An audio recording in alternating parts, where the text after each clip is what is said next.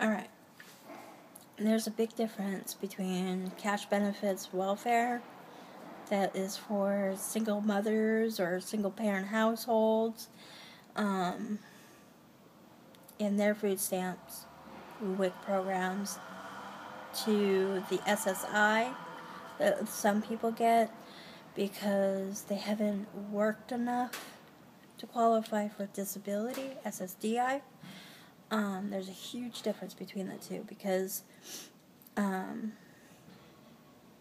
you can, I don't know what other people make, but I know that my mother, because she worked hard, she was getting $1,029 a month, and the sad thing is that it works against you when you need to get food stamps. My mom was only getting 16, and it was just like, it's ridiculous that food stamps gets reduced at all when you're on a fixed income. There is just so much noise here. I hope it doesn't interrupt my recording. Let's move closer. Anyways, there are people who get SSI, and they're only getting about 600 or so. Not a lot. Some people only 300. Not a lot.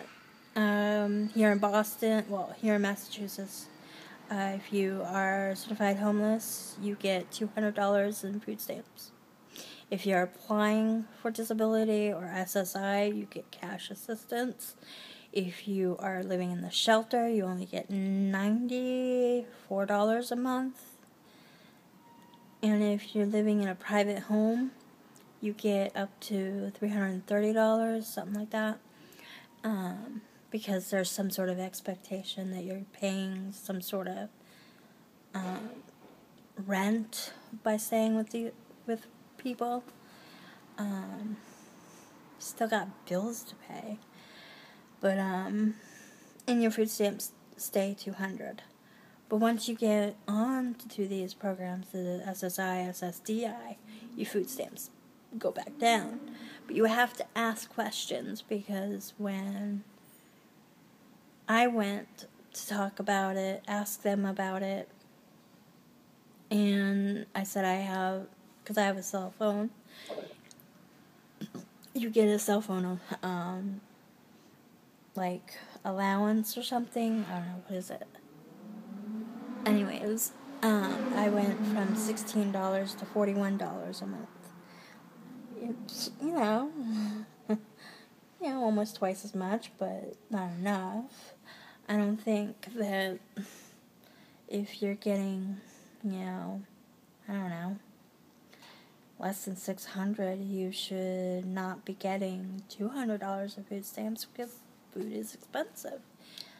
I just don't think that the drastic change of $16 is justifiable. Because what ends up happening is, when you're cutting all these services, in fact, I think that there should be if you have statements for any bills, if you pay for transportation, you should be able to prove that and get an allowance, and for your food stamps. And then when you are housed, I think that you should get a credit on cash benefits so that you're able to fully participate in your economy.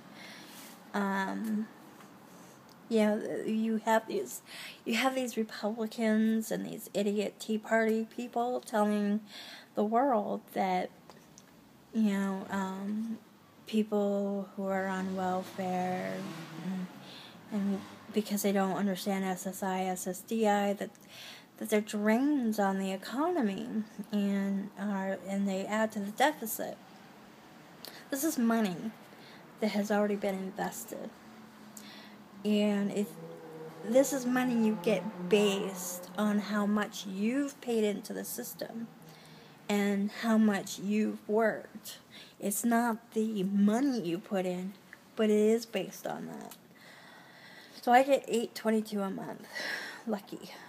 And it allows me, while I'm homeless, to support the local economy or national economy by buying things and going to eat. I look at it as something that is helping someone else stay out of my situation. And if we start to view that with everyone who is getting some sort of cash benefit service, and we start giving them cash allowance based on how much rent they pay, how much their utility bills that they must pay for, travel expenses monthly. I think that if we were to do that, we might actually see the economy grow and stay stable. I think that it would, I know that it sounds like socialism, but it's a program in place that is akin to socialism. And it's time to stop with this enforced poverty, this sense of insecurity. I mean, even someone who doesn't have trauma history, but most people do. But you get a sense of anxiety when your income is so fixed. And I think that again, I think on a national, federal level, we should be pressuring states to do what Massachusetts does. If you're on disability, you can work part-time, a certain amount, without penalty. For me, it's about like $760 I can make up to. I'm going to go with safe around $700 a month. People ask me, when are you going to look for work? And I'm like, I'm not housed. And it's not like I'm going to be able to get a full-time job, where I could get a contract bed in the shelter. I'm not looking until I get housed. There is no point in putting myself through that kind of anxiety. Also, I don't want to keep repeating myself and doing jobs that I have left or been fired from or laid off from for the same old crap BS, basically, as far as I'm concerned. I think I'm a great customer service person. It's just that I don't play the numbers game, nor do I bullshit. So, anyways, that's just something that I think people need to realize is that, they're elderly people. We hear the story of elderly people eating cat food because they don't get enough of food stamps or money. I was talking to a waitress on Saturday, and her grandmother gets $300 in cash benefits and $25 in food stamps. Are you fucking kidding me? She's an elderly woman. She, half of it goes to rent, and I actually was like, you need to become this person's advocate, your grandmother's advocate, because it doesn't sound like people are doing their job. So, you have to be your own advocate to make sure that you're getting everything you deserve.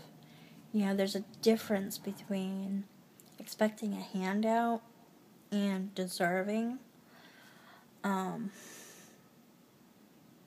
I think I do see people who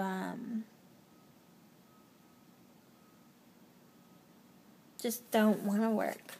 So they'd rather just collect welfare. And, they're never going to get out of the cycle they're in. And it's a problem, but I can't change it. Not in my situation. But I should have qualified for disability a long time ago, before I ever entered high school, because it had to do with my learning disability. The fact that I've been diagnosed with depression, with suicidal tendencies in the past. I should have been getting this a long time ago, but I really wanted to work. I wanted to be useful. And the other reason why I encourage this country to reform the way Massachusetts has is that you need to give people a purpose in life and not feel like they're just going to sit there collecting money, and most of the people that are sitting there that people imagine are just doing nothing with it are probably paying bills and have no money afterwards.